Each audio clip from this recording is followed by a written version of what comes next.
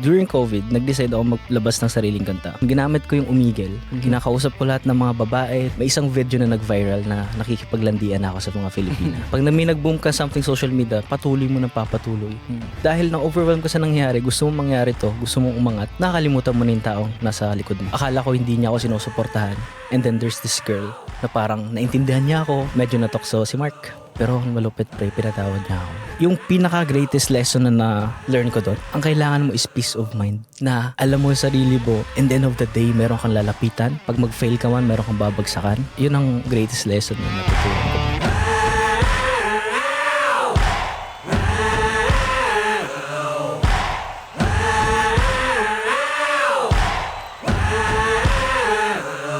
What is up, internet world? Ako nga pala si Kyle from Filipino TV, also known as Coach Kyle from The Breakdown, also known as Kyle ang kabanda ng lahat from the Kulto Kultura podcast. And this is a Totoo Lang podcast.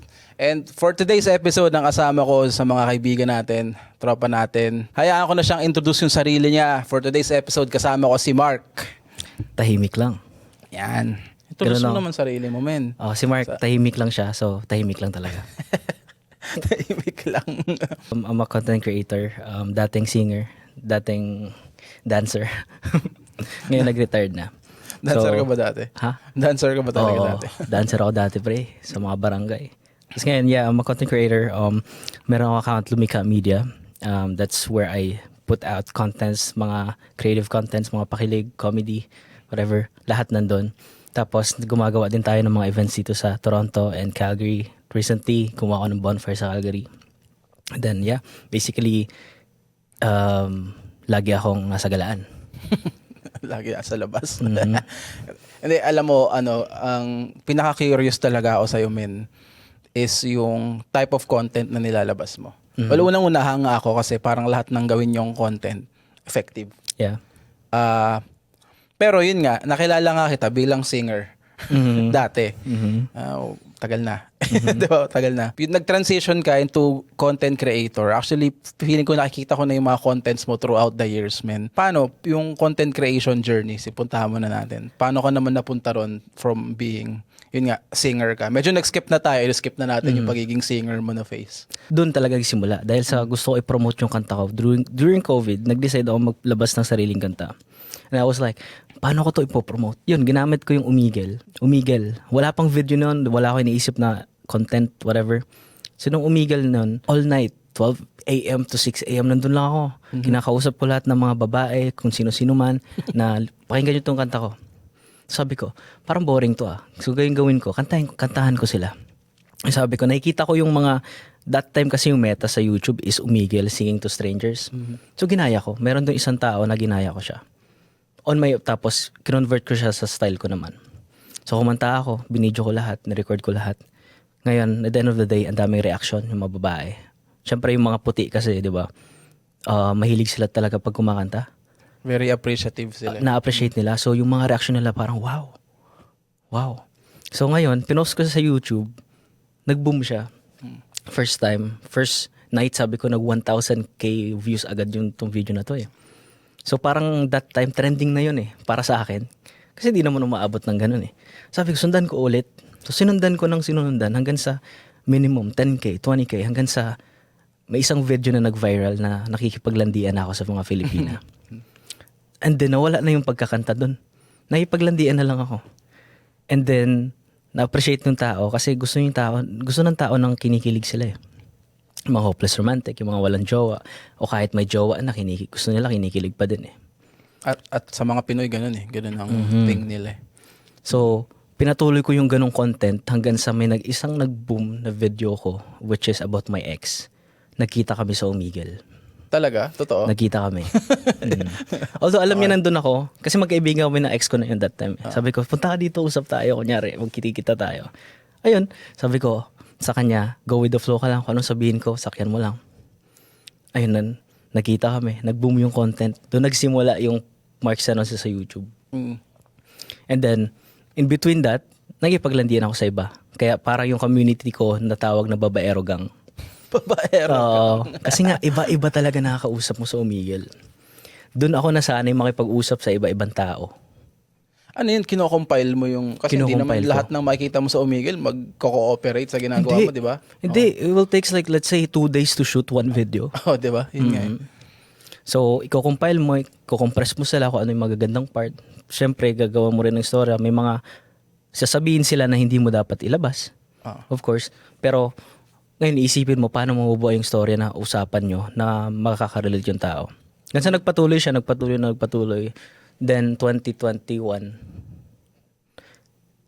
na-broken ako. Okay. Fast forward 2021, anong kwento ng na-broken ka? Yun, so nag-uumigil ako noon. Siyempre, may jowa ako that time.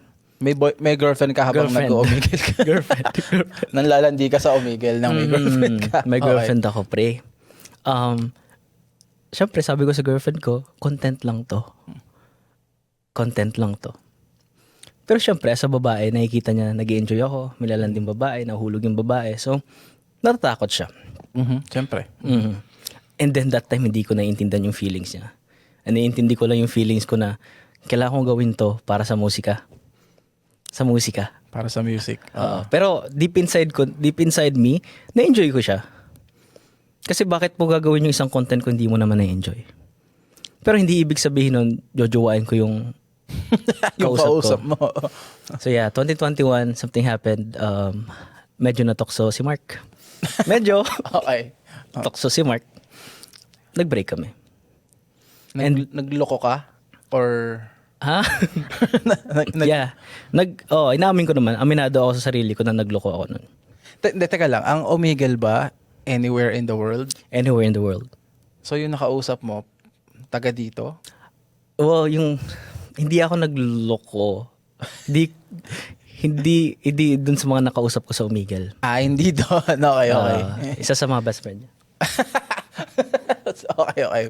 Pwede ba natin pag-usapan yan, men? Pwede, wala lang name drop. Oh, sige, walang name drop. Okay, natukso ka, and then, paano umabot sa ganun, yung kwento nun? So yung kwento ganito, syempre mga bata pa kami. Yun na, nagbo-boom na yung content ko, lumalawak yung mundo ko. Hinahanap ko sa kanya dahil nga galit siya sa ganung content. I mean, although hindi naman siya galit, hindi niya pinapakita sa akin ayaw niya yun. Sinasabi niya, pero hindi niya pinapakita sa akin. Pero alam ko sa sarili ko ayaw niya nun. Pero ginagawa ko pa rin. Pero sa akin kasi isip ko, kailangan kong gawin to eh. Ito na yung nag-boom eh. 'Di ba? Pag may nag-boom ka something social media, patuloy mo nang papatuloy. Ngayon, dahil na-overwhelm ka sa nangyari, gusto mong mangyari to, gusto mong umangat, nakakalimutan mo na yung taong nasa likod mo. So yun, akala ko hindi niya ako sinusuportahan. And then there's this girl na parang naintindihan niya kung bakit ginagawa ko to. So syempre, pag naintindihan tayo ng isang babae, maangas tayo eh, pero bumibigay din tayo minsan eh. Nanghina ako dun. Kumbaga, medyo gets ko yung sasabi mo eh. Parang, kasi reality, support system mo dapat ang girlfriend mo eh. And na-feel mo na parang hindi mo yun nakukuha sa kanya. Yeah. And then nahanap mo yun from somebody else. Lalo na kasi, ako gets ko rin eh, kapag marami tayong ginagawa or may bagay na passionate tayo, ang laking bagay nung ganong suporta, di ba? Sobra. Di ba? Na okay lang kahit di ka nasuportahan ng mga nanonood sa'yo, basta naniniwala sa'yo yung girlfriend mo, kung ano man yun, di ba? Pero ito yan, may natutunan ako na lesson dyan. Sa lahat naman nangyari sa atin, may mga lesson tayo natututunan eh. Yun nga, so fast forward, nahuli. So, anong nangyari kasi, kami nitong girl, yung... Ano? Di ko alam sabihin ko yung... Kabet. Okay. Yeah. Okay, yung isang girl, the other girl, lumalabas kami ng gabi, madaling araw. Tapos, one time, nag-Blue Mountain kami. Kasama yung mga tropa. Pero medyo humuwalay kami. Date kunyari. Kasi syempre kailangan magtago. Blue Mountain, layo nun. As if na may makakita dun. Ngayon, syempre, di na iwasan, nagpipicture-picture. Tapos after a few months, nakarating sa kanya yung picture sa girlfriend ko. Pero, nung nakarating yung picture sa girlfriend ko that time, wala na kaming ginagawa ng girl. Hindi nag-last ng isang buwan yun. Okay. Matagal na ba yun? Teka. Na ano ko eh. So, pumunta kayo sa Blue Mountain ng mga tropa mo. Sinama mo yung kabit mo. Pero hindi kasama yung girlfriend mo. Siyempre, pre, bakit ko sasama? Hindi, paano mo pinaalam mo na yun? Ha? Paano mo pinaalam yun? Mahuhuli ako dito.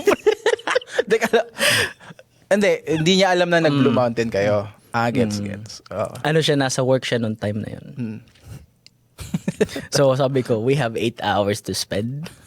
So, tara, Blue Mountain, sama ka. Ngayon, umuwi lang kami. Oo, tapos picture-picture nga, ganun. Pero di ko maalala kung paano ko tinigil yun. Basta, I think, kinat off ko na lang yung relasyon na yun. Kasi alam kong hindi tama talaga. Na-enjoy mo, may thrill siya, nagtatago ka, whatever. Pero hindi siya tama. That was 2020 or 2021, ganun. Matagal na siya. Ngayon, dahil nakuha ko yung support doon sa babae, parang nanghina ako. Medyo kryptonite ko kasi pag nakikita kong naintindihan ako ng babae. Tapos yung fast forward, nalaman nung girlfriend ko, around mga February na yon. Di ko alam yung timeline eh. Pero after a few months, iyak siya eh. Iyak talaga. Siyempre. And then that time dun ko na-realize, nakipag-break na ako sa kanya. Sabi ko, break na tayo, sobrang mali yung nagawa ko sa'yo. Dahil nakokonsensya ka. Oo, sobra pre. Kasi nga, tinigil ko talaga siya kasi alam ko mali talaga yun eh. Mali. Nakonsensya ako. So sabi ko, nung nalaman niya, sobrang iyak niya. Alam mo yung minura ko sarili ko. Grabe ka, Mark, yung ginawa mo. Trauma na yung binigay mo sa babae. Panghabang buhay na trauma yun, pre. Oo. Maapektuhan yung susunod niyang partner. Kung sino man. Kasi lagi siya mag-overthink na gawin ulit sa kanya. Dala na niya yun. Dala niya na. Tapos, yun, nakipag-break na ako sa kanya nung nalaman niya. Tigil na natin to, sobrang mali na gawa ko sa'yo. Pero malupit pre, pinatawad niya ako. Oo. Doon ako sobrang nahulog sa kanya. Kasi pag pinatawad tayo ng isang babae, sabi, bakit niya papapatawarin na sobrang laki ng kasalanan ko sa kanya? So pinatawad niya ako. Yun, ako naman yung naging sobrang attached sa kanya that time. So nagbago ka na after nun? Nagbago ako, pre. Totoo ba? Nagbago ako. That time nagbago ako. So hindi siya nakipaghiwalay sa'yo? Hindi. Pero gusto ko na. Kasi alam ko sa sarili ko sobrang mali yung ginawa ko. Tapos alam ko rin na kapag pinatawad ako neto, hindi ko na siya pwedeng lokohin. Kailangan ko siyang mahalin ng todo na. Kasi papatawarin ka, ginawa sa'yo yung ganun. Tapos papatawarin ka. Kumbaga, hindi mo na nga deserve patawarin ng Hindi time na. na yun, di ba? Hindi ko na deserve. And yung pinaka-greatest lesson na learn ko doon, hindi suporta kailangan mo, pre. Support? Hindi mo kailangan yan. Makukuha mo yung kahit kanino. Ang kailangan mo is peace of mind. Totoo. Na alam mo yung sarili mo, and the end of the day, meron kang lalapitan. Pag mag-fail ka man, meron kang babagsakan. And yun ang binibigay niya sa akin that time. Yung peace of mind na yun. Hindi suporta. Di ko kailangan ng suporta. Technically, di mo kailangan ng suporta sa mga mahal mo. Peace of mind na binibigay nila sa'yo, yun ang kailangan mo. Na to be able to do whatever you want. Na at the end of the day, kahit sobrang bigat ng araw mo, madami kang pinagdaanan, andun sila para sa'yo. Alam mong may pupuntahan ka. Kahit wala sila doon, let's say nagpa-perform ka, wala sila doon, okay lang. Kasi kung magkamali ka sa stage na yon, pag uwi mo, sila yung lalapitan mo. Sila yung iiyakan mo. Ganun. Sila yung magpupush pa rin sa'yo. Kaya yun ang greatest lesson na natutunan ko doon. Kayo pa rin ba hanggang ngayon? Hindi na. Nag-break na kami. So eventually, nag-break din kayo? Eventually, ginost niya na ako. Dahil? Sobrang, I understand na ginost niya ako dahil sobrang laki nga ng kasalanan ko sa kanya. May nagawa ka ulit na kasalanan? Wala na. Or konektado pa rin doon sa ginawa mo nung una? At saka, gaano katagal yung, di ba pinatawad ka niya, naging okay kayo? Paano umabot sa biglang ginost ka naman niya? I remember, ginost niya ako noong March 21, 7 a.m. May oras na kayo. Di ko alam. Alam ko yung rason, yung pa rin. Dinala niya yun. Hindi niya nakayanan. Or parang lagi siyang nare-remind. Yeah, I think so. Yeah. Di na nawala sa kanya yun. So yun. Ang pala ko kasi that time is to redeem myself. Kasi that time nagpo-pursue ako ng career na hindi naman sigurado eh. YouTube, hindi ka naman binabayaran na sobrang laki. Yun, so walang-wala ako nun. Wala akong maibigay sa kanya na... Kasi oras ko nakatuon sa ginagawa ko eh. So sabi ko, ang redemption na gusto kong gawin is matagal na siya nag-aasa akin ng kanta. Nagawan ko siya ng kanta na para sa kanya naman. Mhm. So, nung pinatawad niya ako, nag-start akong gumawa ng kanta para sa kanya. Hindi ko sinasabi sa kanya. Sabi ko, once na matapos na to, paparinig ko sa kanya. And then, the same day na natapos ko yung kanta, gustong gusto ko nang parinig sa kanya. Gabi yun. Di na siya nag-reply.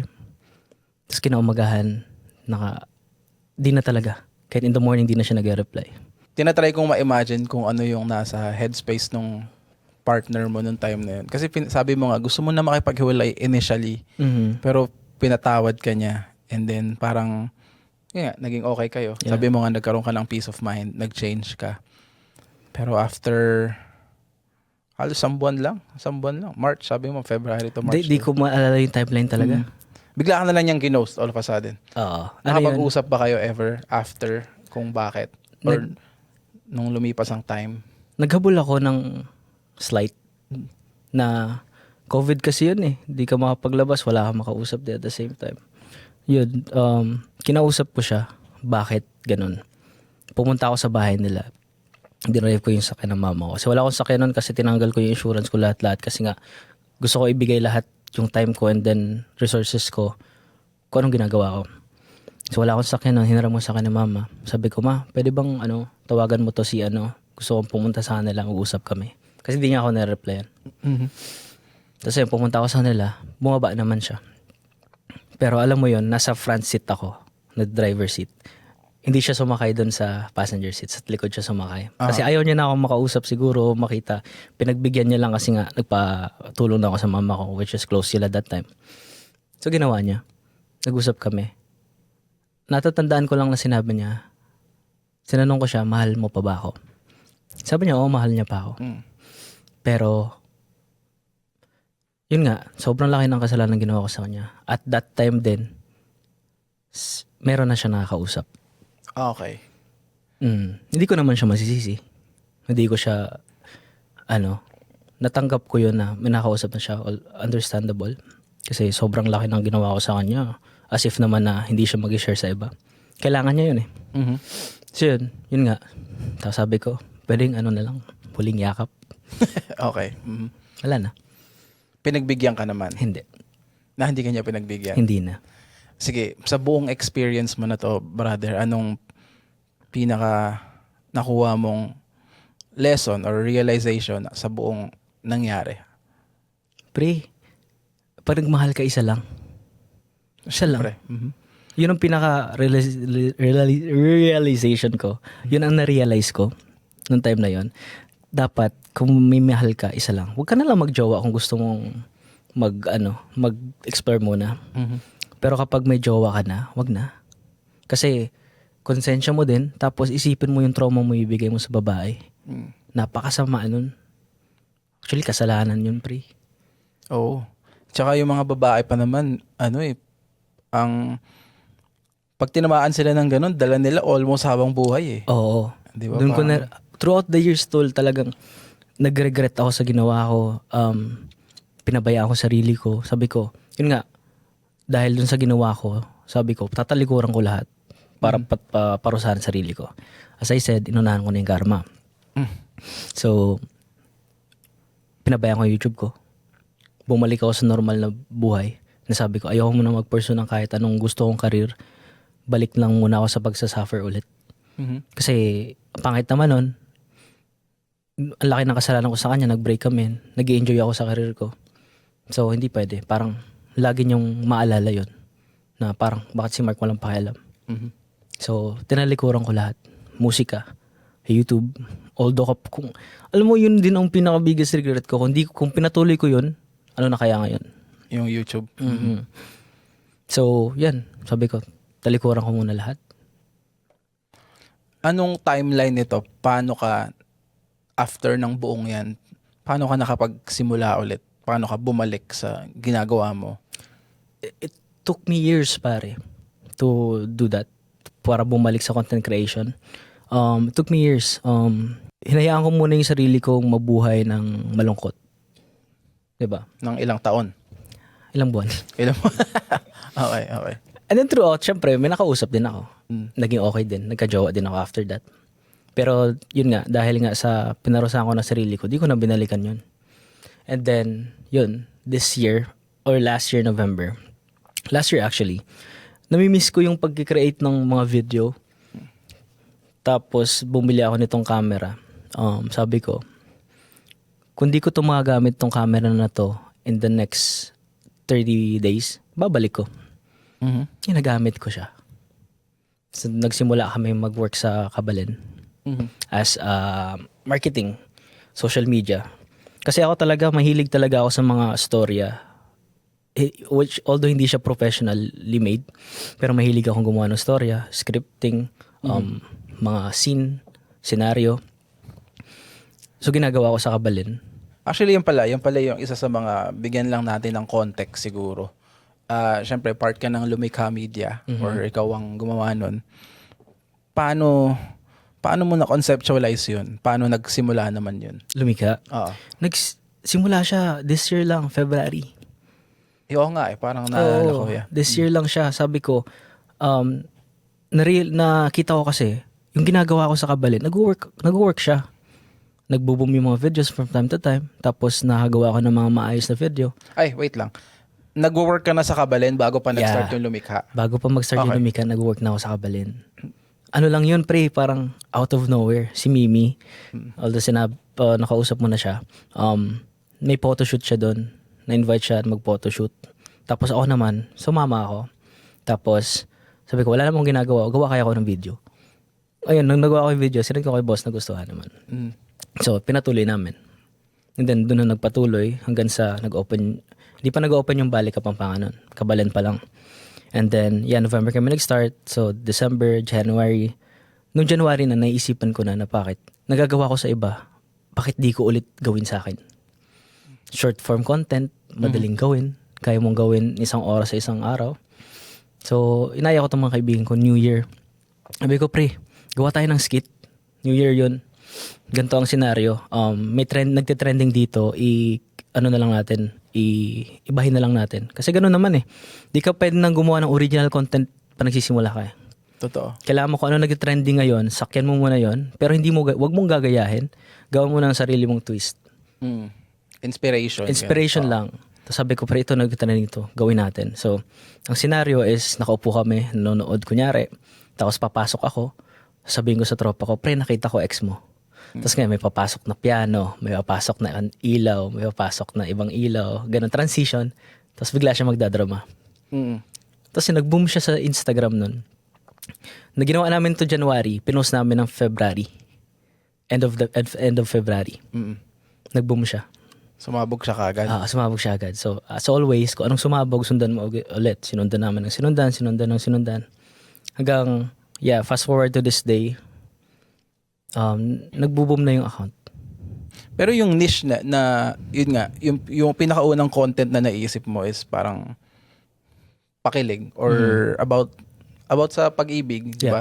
Yun ang hindi ko na, nung time na yun, nagkaroon ako ng ibang identity, more on comedy, and then more on hugot. Tapos, this few months, sabi ko, ito pala yung dapat kong ginagawa kasi ito yung dito ako magaling eh. So yun, sabi ko ngayon, yun ang ulit ang ginagawa ko. So pinanindigan mo na siya. Kasi yun ang thing mo, 'di ba? Ang social media is ano ba tawag dito?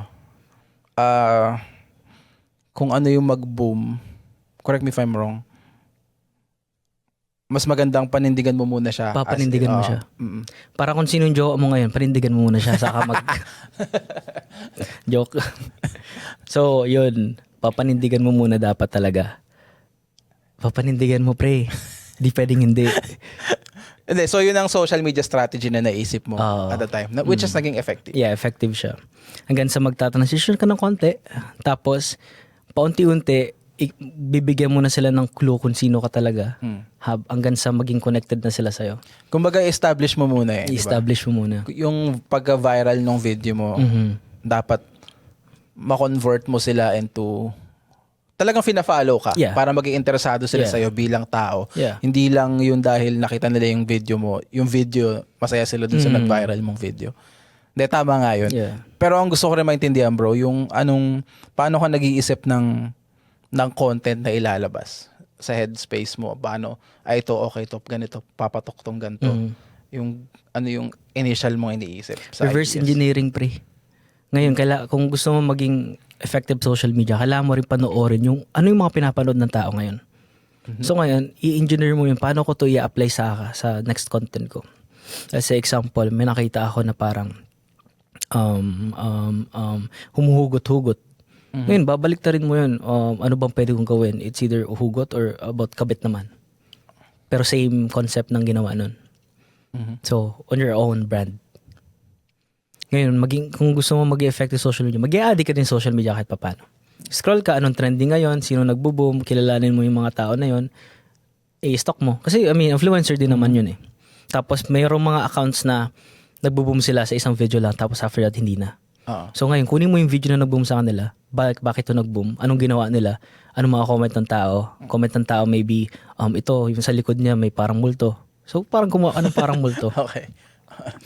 Well, although, yun ang isang example dyan kasi may isa akong video na nakita na alam mo yung kasi Cesar Montano noon, time na yun na nag-trending, na nag-happy birthday siya. Yung may babae. Yan, ni-reverse engineer ko to. Yung ginawa namin isang content ni Mimi sa Lumika is ako may dalang milk tea. Tapos pupunta siya sa sakyan, harap ako ng sakyan. Ngayon, lagay ko yung aso namin dun sa sakyan na nakaganon lang. Nakaganon lang siya sa sakyan. So para pag makita yun ng tao, first clip, makapatanong sila, ano yung nasa likod? Kahit wala siyang kinalaman sa Kahit video. wala siyang kinalaman. Ano nasa likod? Ano nasa likod? Gets. So, yun, nag-boom yung video na yun. Doon nagsimula yung TikTok din Mm-mm. sa content na yun. Which is lumaki yung following mo talaga sa TikTok, no? Yeah. Nang wala pang isang taon. Wala pang isang taon. Pag-isang taon siya sa February.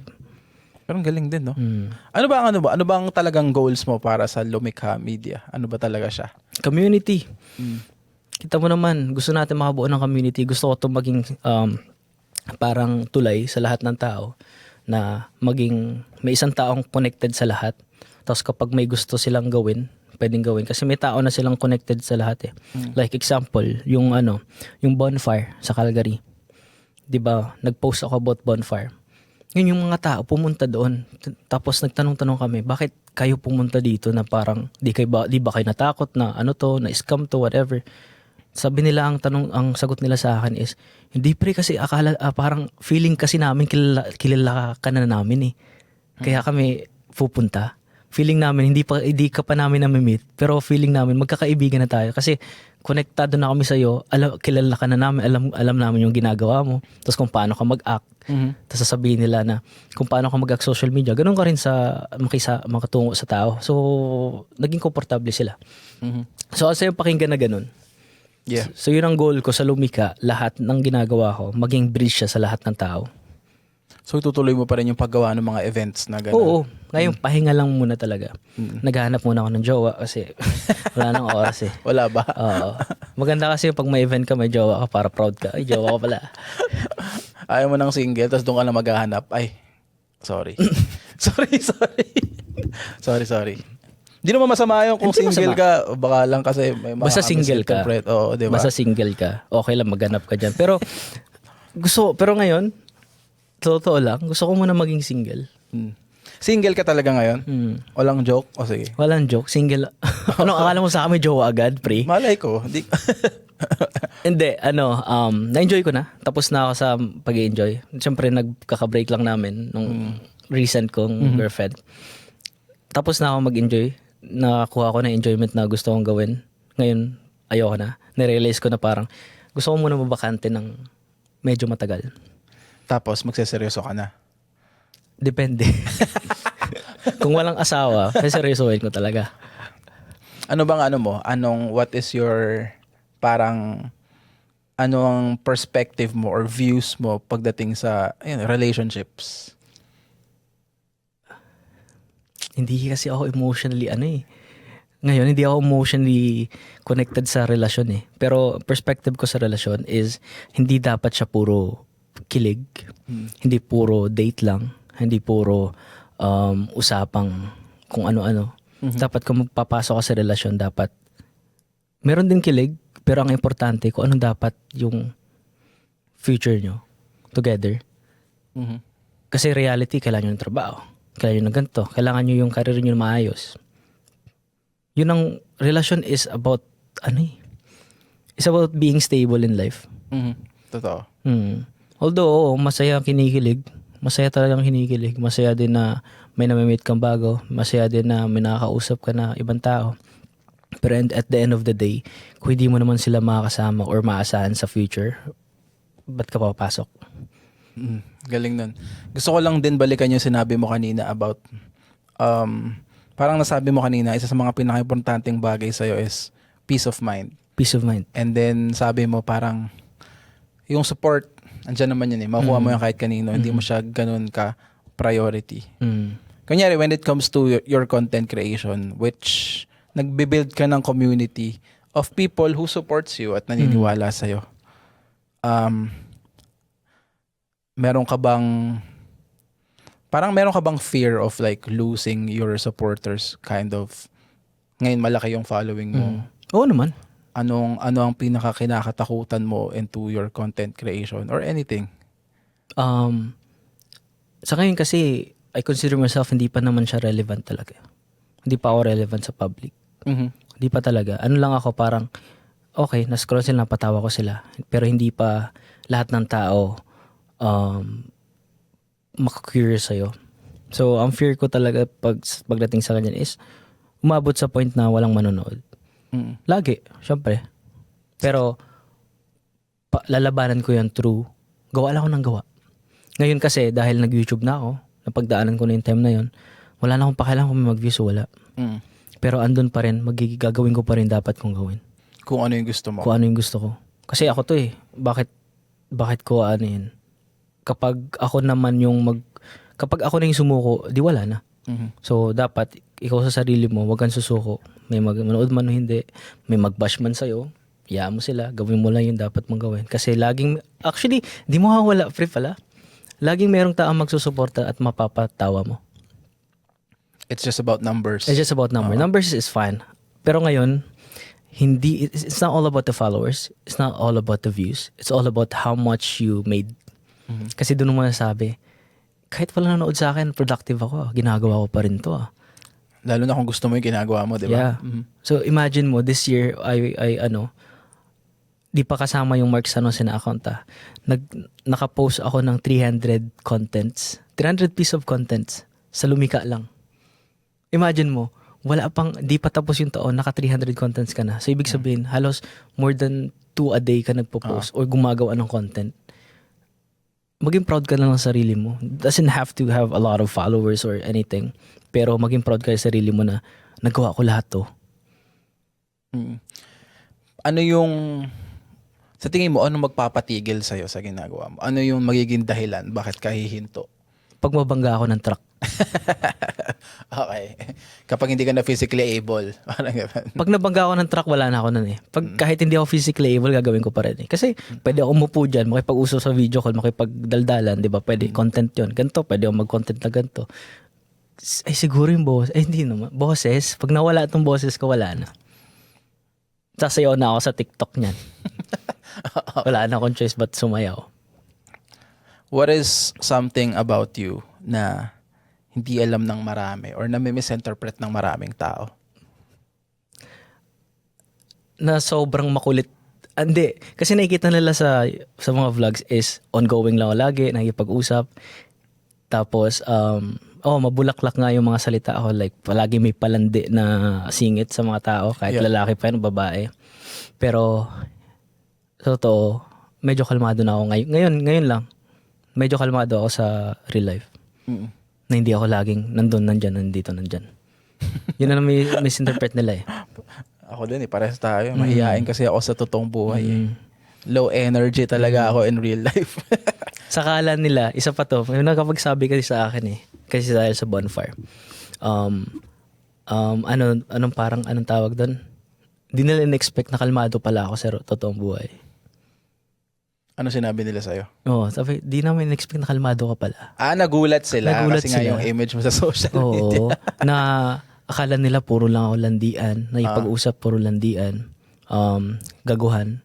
Pero nung nakausap na, nagkaroon na kami ng small group doon, di nila in-expect na meron pala akong mga maayos ding sinasabi. Maayos din pala ako kasama. Na hindi ako puro biro, hindi ako puro joke.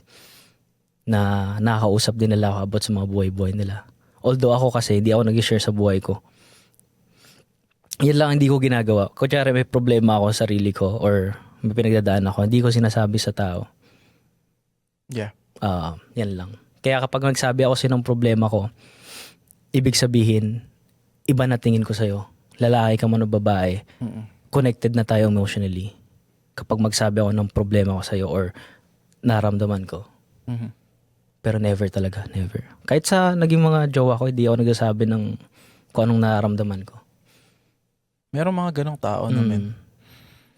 Pero, yun nga, I guess, at this point naman siguro na kilala ka na ng mga tao, or even dito sa whole last 30 minutes na nandito tayo, siguro naman nabigyan natin ng context ang background ng buhay mo.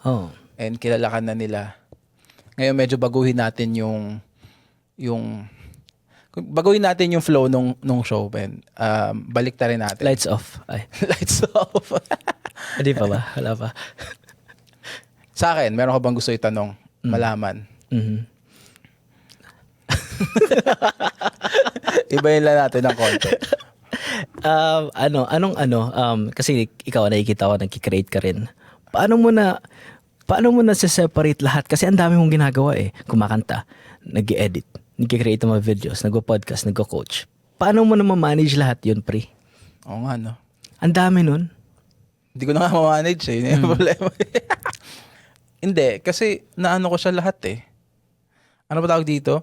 Na-apply ko siya lahat into this. I guess ganun siya. So, nagagamit ko itong work ko as sa Filipino TV. Yung connection ko as a basketball coach, as a basketball player, nagagamit ko sa Filipino TV. Kunyari, ma-invite ako sa ganitong camps, magturo.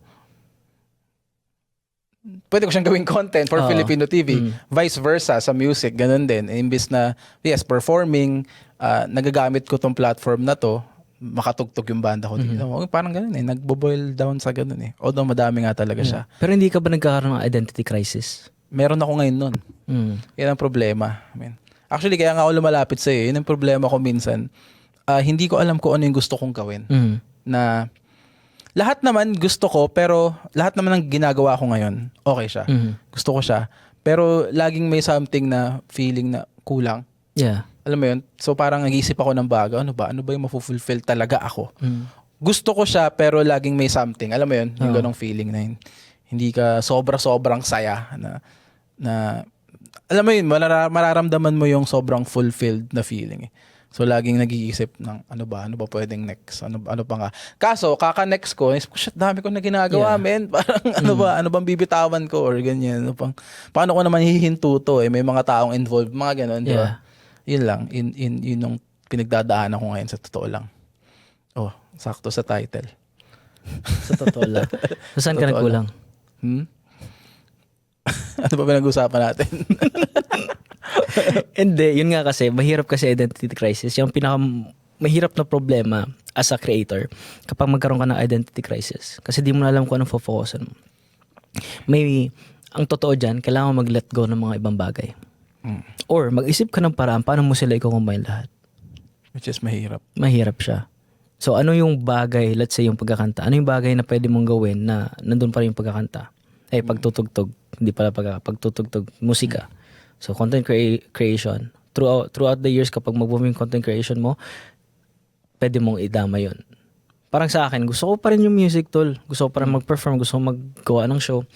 Pero hindi ngayon, kasi sabi ko, push ko muna itong content creation na to, push ko muna to, and then, lalapit na lang yung musika. Kasi kapag okay na yung content creation, established na siya, pwede ko nang ilabas yung pagka-musician ko. Ay, hindi ka na ba nagba-music ngayon? Nakapahinga ka? Kumakanta pa rin. May kinakantahan. Yan. Bago matulog. Kala ko single ka ngayon, man. Single pero di ko sinabing di pwede akong maghanap ng lambing. May kinakausap. May kinakausap. May nilalambing. So, yun, identity crisis, kailangan mo lagpas yung identity crisis kasi example na ito yung biggest example ko. Nung nag-Calgary ako, dala ko camera ko, yung pinaka main content ko sa mga brands, sa mga restaurant kapag nag-shoot ako. Tapos dala ko na yung iPhone ko. Yung iPhone ko ang gamit ko sa mga vlog ko sa Mark Sanosen na account, tapos lumika. Ngayon, pag pupunta ako ng event, let's say pumunta ako ng bonfire, yung bonfire, nagawa yung bonfire, iniisip ko, ano bang gagamitin kong camera? Kung gagawa ba ako ng cinematic na videos or gagawa ako ng vlog ko. Mhm. Pero both ko sila gustong gawin. Kasi ang ganda mo gumawa ng cinematic video eh. Mhm. Ang ganda, sobrang ganda. Napaka-creative nun. Pag gumawa ng cinematic video. Kasi ma-retain mo yung memories dun eh. Pero nag-lean ako, magva-vlog na lang ako. Tali ko rin yung camera. Ngayon, tumawag ako, pre, pwede ka bang ikaw na lang mag-video na to? Ikaw na lang mag-cover? Gusto ko lang meron at least cinematic. Ngayon, yun, pipili ka talaga dapat ng at least isa. Mhm. Hindi mo dapat sabay-sabay lahat. Kumbaga mahirap kasi Oo. i-juggle lahat. Oh, para kung example, ang dami mong kausap na babae. Hindi naman pwedeng lahat sabay-sabay, di ba? Pili ka lang ng isa. Kulit ng analogy. Tama naman kasi hindi mo rin mabibigay yung full attention mo dun sa bagay, sa isang sa produkto. Yeah. Kumbaga, hindi 100% mo yun nandun sa lalabas na produkto kung divided yung Yeah. isip mo, di ba? Kunyari, 5 kausap mo. Sa 5 yung mag-good morning ka sa umaga. Ilang oras matitake niyan. Tapos hindi naman pala maglalas kayo nung alang 5. Isa lang naman. So nagsayang ka ng 4 na minuto na good morning ka dun sa isa. Ay, sa 4. Di ba? So dapat isa lang pinag-good morning. Tsaka mahirap pag sabay-sabay nyo, paano may tatago yun? Hindi dapat sila magkakaibigan. Dapat. Turuan kita. Rans, di naman sa tinuturo ako si Kyle, but ano lang, for anyone na gusto. So, di ko meron yung sinasabing gawin nyo to Kung magkakausap ka ng iba-ibang babae, Oh. dapat hindi sila within the circle of friends. Yung kaibigan niya dapat hindi kilalang kaibigan niya, aalamin mo muna yon.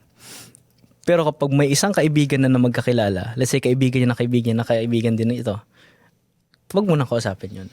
Wag na yon. So, open ng slot, pasok ka na bago. Ibang province. Pag kinat ko sarili yun, baka mabash ka to.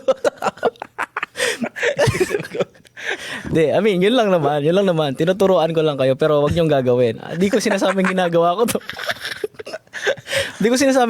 to. But, yun lang natutunan ko talaga kasi dati. Sabihin ng mga tao sa'yo, tinotolerate mo ang cheating. Actually, hindi cheating yun kasi hindi ka naman taken. Sa bagay, oo. Di ba? Di naman ibig sabihin kausap mo naglalandian kayo. What if magkaibigan lang? Hindi, ito, since nabanggit mo yan, meron kasi akong, tagal nga ito iniisip eh. Baka mabash din ako, sensitive kasi yung mga tao eh. Iniisip ko lang, ito sorry sa makakarinig. Bakit bawal gawin ng mga lalaki yan? Pero ang mga babae, pwedeng magkaroon ng multiple na manliligaw. Hindi ba? Di ba? Anong take mo sa ganun, di ba? Bakit bawal ang lalaki kumausap ng maraming babae? Pero ang babae, okay lang na may multiple na manliligaw. Gusto ko tong topic na to. Okay. Di ba? Yan hindi ko maintindihan sa part ng girls kasi babae yun eh. Tayo lalaki din tayo. Iba naman tayo. So, para sa akin naman, okay lang. Galit sila pag may mga kausap yung lalaki ng marami. Pero sa kanila okay lang na marami manliligaw. Kasi ang babae kasi presyo sila. Presyo sila sa buhay. Kasi babae is sila ilaw ng tahanan. Diba? So ngayon, kailangan nilang pumili talaga ng lalaking gusto nila, yung aalagaan sila, yung magpapatunay magpapakita sa kanila ng worth nila. Di ko madidefend to. Wala akong pwedeng sabihin dito na madidefend yung lalaki, madidefend yung babae. Pero sa akin lang, sana hindi naman maging normal para maintindihan din nila kung bakit. Hindi ko talaga alam, pre. Bakit? Di, ulit. Nakakatakot eh. Nakakatakot kayo sabihin to. Nakakatakot sabihin to. Na okay lang yung babae madami manliligaw pero yung lalaki di okay na madaming kausap. What's your take? And ito hindi ko gina-justify. Gusto ko lang malaman yung opinion ng mga tao kung bakit nga ganun. ang opinion ko dyan, dapat maging okay din sila kapag may kausap yung lalaki ng hindi marami na iba. Kasi hindi naman kayo eh. Example, kunya ako may kausap tapos yung babae, sinabi niya sa akin madami na naliligaw sa kanya, madami nagchat sa kanya. So dapat maging okay din siya kapag may kausap ako. Pero hindi ibig sabihin nilalandi namin lahat yun ah. Dapat magkaroon kayo ng parang conversation na, yeah, may nanliligaw sa akin pero ikaw lang ini-entertain ko. So kapag ngayon, sinabi ng babae yun, maniwala ka? Or dapat magkaroon ka na rin ng sa isip mo na, hindi, mag-focus ka na lang din sa isa. Although marami ka kinakausap. Yeah. Pwede naman kayong kumausap ng pero hindi ka na magpupursue ng iba. Let's say, 5, itong babae na to yung gusto mo. Pero itong babae na to madami na nililigaw. Ngayon, yung babae na yung sinabi sa'yo na kahit madami nililigaw sa akin, ikaw lang ini-entertain ko ng ganito, ng gantong sa'yo ako nag-share ng mga problema ko.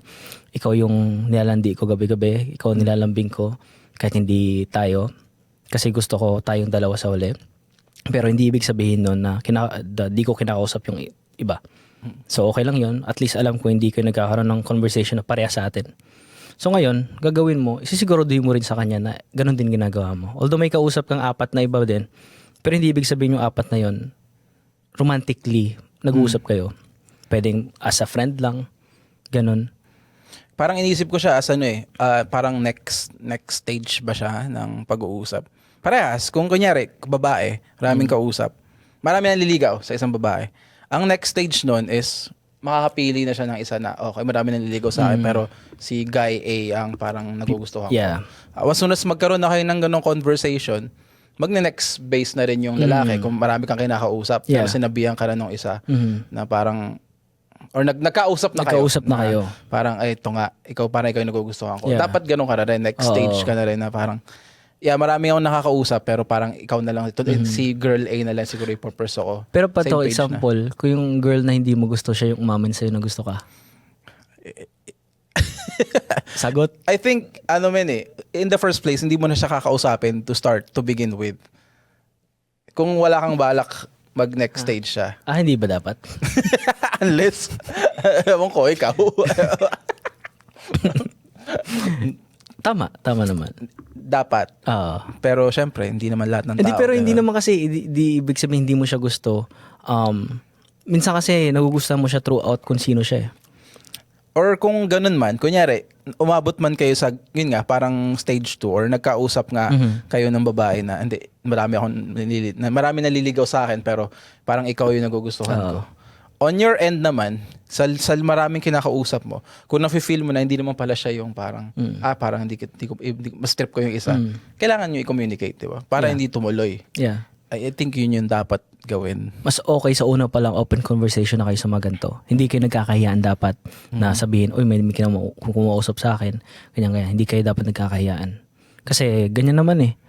Lalo na ngayon, sabi ko nga, ang relasyon, kailangan mo kilalanin talaga yung tao. Kasi sa una, pagkausap mo yung tao, as a tao, pag may kausap po, sasabihin ko at papakita ko yung mga ganda sa akin. And then throughout na nag-uusap na habang tumatagal, makikita niya na mismo kung sino talaga ako. Same goes sa babae. Lahat na malalaman mo sa kanya magaganda. Makikita mo magaganda. Ngayon, goal mo alamin kung sino ba talaga yun. Sino ba talaga yung babae na yun based sa kwento niya. Kasi nagbe-base ka lang sa kwento niya eh. Sino yung babae na yun totoo in real life. Kaya talking stage is very important. Hindi mo dapat laktawan yun. Ganda ng pagkakasabi mo. Nablanko ako. Pwede natin pag-usapan. Diba? So, naubusan na ako bigla ng topic. Ganito, may paniniwala ka pa sa buhay, let's say saying, yun, yung laging nakatatak sa isip mo. Yung lagi mong naniniwala ka sa something na ganito. Ikaw muna, meron ka bang pinaniniwalaan sa buhay mo? Naniniwala ako sa kasabihang, kapag gusto, may paraan. Kapag ayaw, may iba na yan. Okay, paki-elaborate. Dahil? May iba na yan, pre. Kasi kung gusto ka ng tao, lagi may paraan yan. te-text ka kahit busy siya. Pero pag hindi, ibig sabihin, may kausap na yung iba. Tanggapin mo na dati mabilis siya mag-reply sa'yo, ngayon late na. Kasi mas mabilis na siya mag-reply dun sa isa. Ganun ba yun? Okay. Sa tingin mo, bakit umaabot sa ganon? Lost interest, parang yun nga, dahil nga sa mga talking stage na ganito, may nakikita yung mga tao na ayaw nila sa isang tao. So, imbes na ituloy pa nila, naglalelo na sila.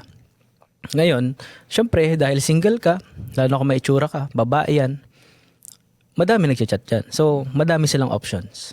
Hindi kagaya sa ating mga lalaki na stick to one ka. Hindi, joke. Stick to. Hindi.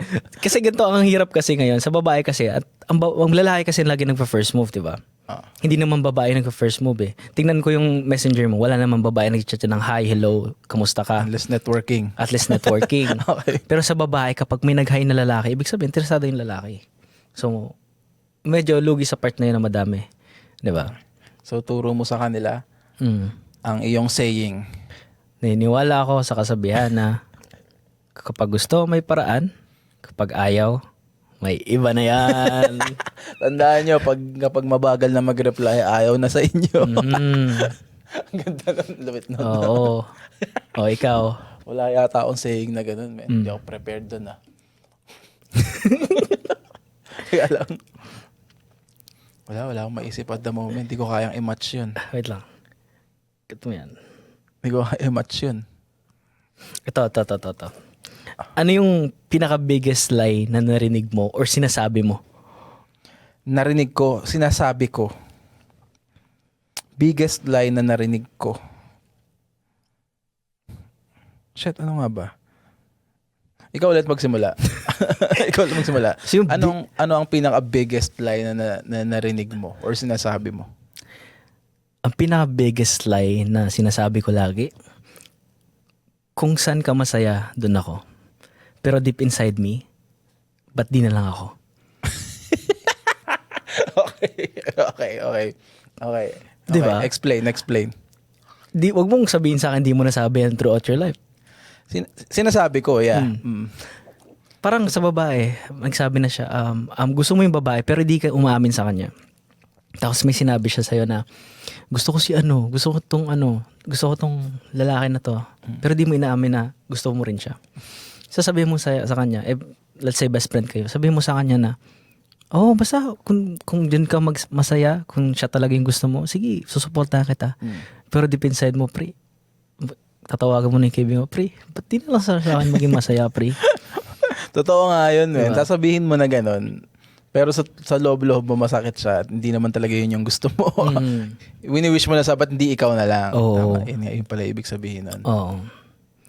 Kahit ngayon, pre, ngayon ko na naman kasi naranasan yung mga gantong perspective ng love life eh. Yung nagkagusto ka sa ibang babae pero may iba silang gusto.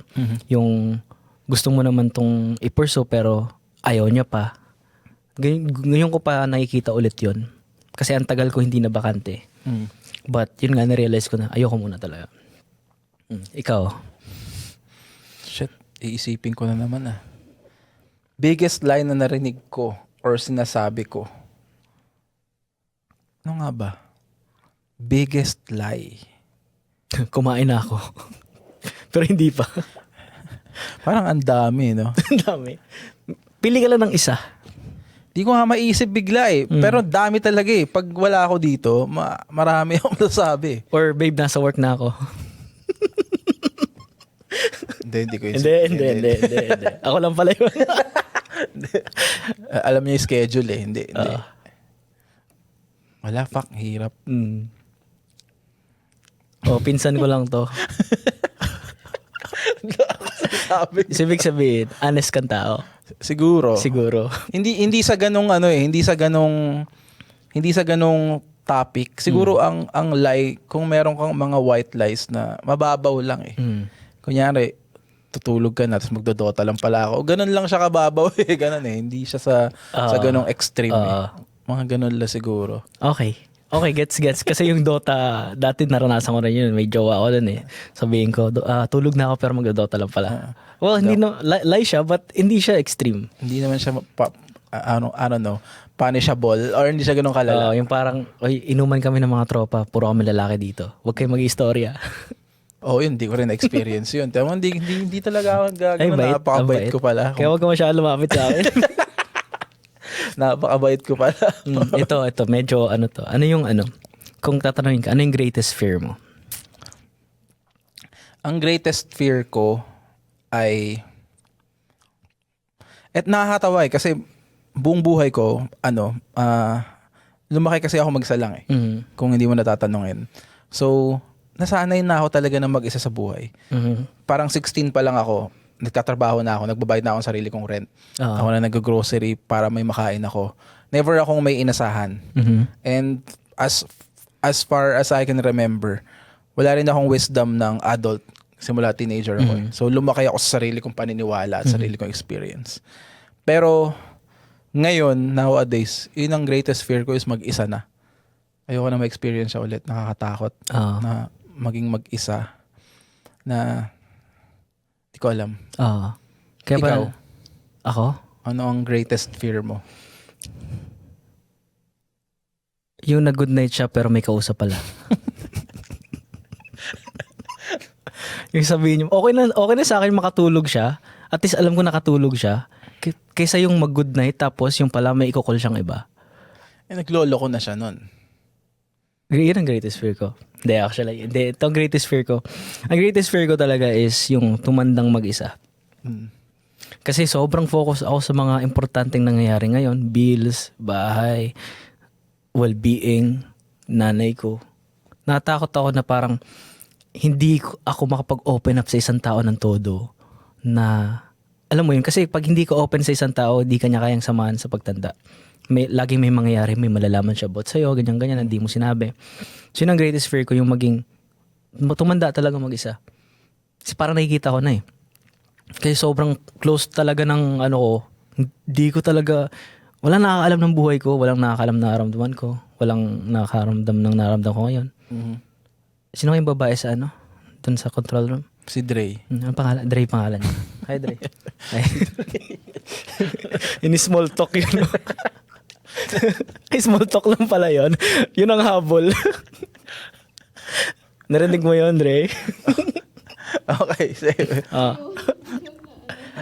Alamin mo na lang. Huwag ka magsasalita na namumula ako eh.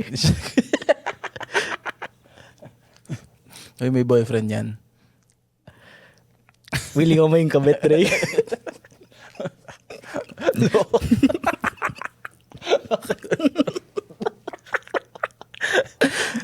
Okay. Nakakainis ba?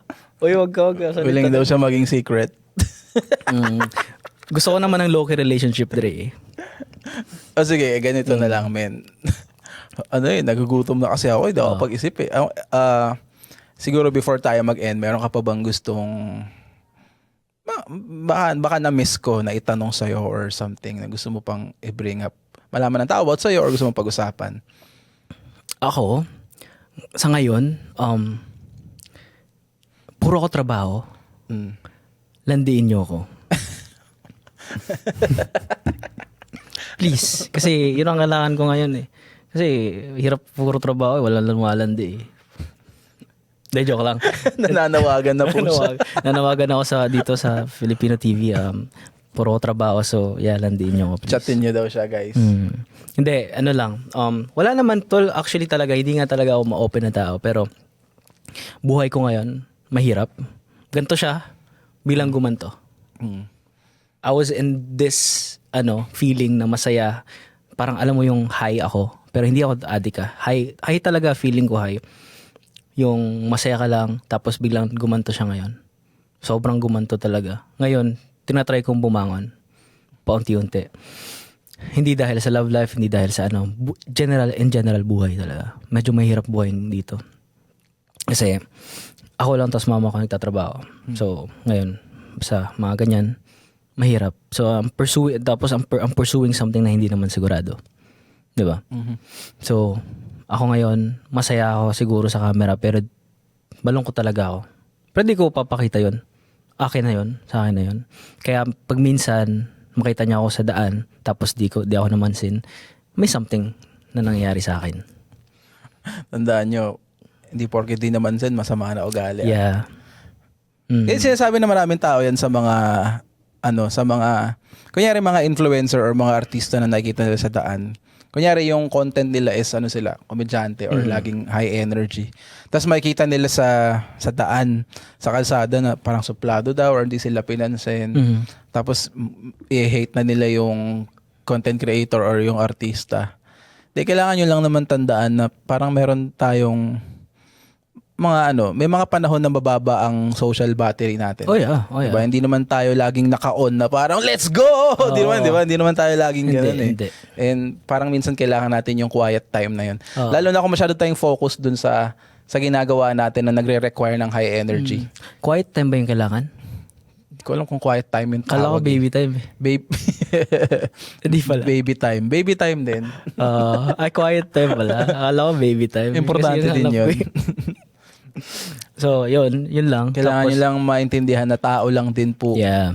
Sila, kami, lahat tayo, tao lang tayo dito. At hindi porke difference masamang tao na. Tama. Anyways, brother, maraming salamat sa time. And bago tayo magpaalam, meron ka bang gustong i-promote or i-shout out? Shoutout nga pala sa sa kausap ko dyan ngayon. Nandito ako sa podcast. Sorry, di kita na-update, but ito na-update ko sa'yo. Dito kami, kakatapos na naman mag-podcast tawagan kita after nito. Yan. Pag nag-drive na ako. Hindi, ito, seryoso na to. Kung gusto nyo makita yung mga ginagawa ko, follow Lumikha Media TO sa TikTok and Instagram. And then, sa mga ginagawa din namin sa community, follow Mark San Jose on TikTok. Doon nakapost lahat ng mga vlogs nangyayari sa buhay ko, kung ano nangyayari, para may context, kung di nyo makakilala, tapos gusto nyo magkaroon ng context kung ano mga nangyayari, kung ano nangyayari, panoorin yung mga videos. And then, ang gusto ko lang sabihin sa mga tao, may gusto kong sabihin sa mga tao na take a risk. Always take a risk. Kasi kung gusto mo gawin yung isang bagay, gawin mo. Kasi kung hindi ka mag-take ng risk, mag-regret ka sa future. Tapos, lahat na nangyayari sa buhay mo, may rason yan. Mawalan ka ng trabaho, mabroken ka, madapa ka, may rason yan. Lahat may rason. So, lagi kong sinasabi sa tao, imbes na malugmok ka, malungkot ka sa nangyayari sa buhay mo, isipin mo na lang, maging curious ka kung bakit nangyari sa yun. So, maging curious ka, uy, nabroken ako ngayon, ano kaya? Sino kaya bagong darating? At least, pag nabroken ka, pwede mo na reply yung iba. Ganun, maging curious ka na lang kung anong mangyayari sa after that, di ba? Huwag ka malungkot. Oo. Maybe malalaman mo in a year, at least nasa isip mo, ito pala yung rason kung ba't nangyari yun. Ito pala yung rason na yun. Ito pala yung rason kung ba't ka nag-cheat kasi matututo ka talaga. Kasi kung hindi, lagi mong gagawin, mas marami ka pa masasaktan. Although may nasaktan ako ngayon pero hindi na about dun. Diba? So, yun lang, maging curious ka lagi sa mga nangyari sa buhay mo ngayon. Ganda ng pagkakasabi mo nun, parang lahat ng bagay merong dahilan. Yes. So kung merong nangyari sa'yo na bumagsak ka ng sobra, hindi naman siguro ibig sabihin na nandiyan ka na habang buhay. Hindi. May something na tinuturo sa'yo kung ano man yun. Or may something ka na makukuha dyan. Alam mo yung thrill ng pag-hunting, naghahanap ka, parang ganun ang gawin mo. Naghahanap ka ng, nag-scavenger hunt ka. Parang ganun. Asan to? Anong rason nito? So hanapin mo yung rason, maging thrill ka sa buhay mo na hindi ka malugmok. Nagawin mo yung paraan na parang gusto ko malaman kung anong rason nito. So parang loto, tumaya ka ngayon, ay gusto ko malaman kung tatama ako next week. Kung hindi ka matama, ay gusto ko ulit malaman kung tatama ako next week. Hanggang sa ma-addict ka. Taya ka lang ng taya. Taya ka ng taya, wala ka ng pera. Wala ka ng pera. Hindi na reasonable. De, joke lang. Anyways, yun lang. Brother, maraming salamat sa pag-guest. Maraming salamat sa time. Medyo malayo yung dinrive mo. And again, ako nga pala si Kyle from Filipino TV and this has been Sa Totoo Lang Podcast. Kasama ko si Mark from Lumikha Media and kita-kits tayo ulit next week.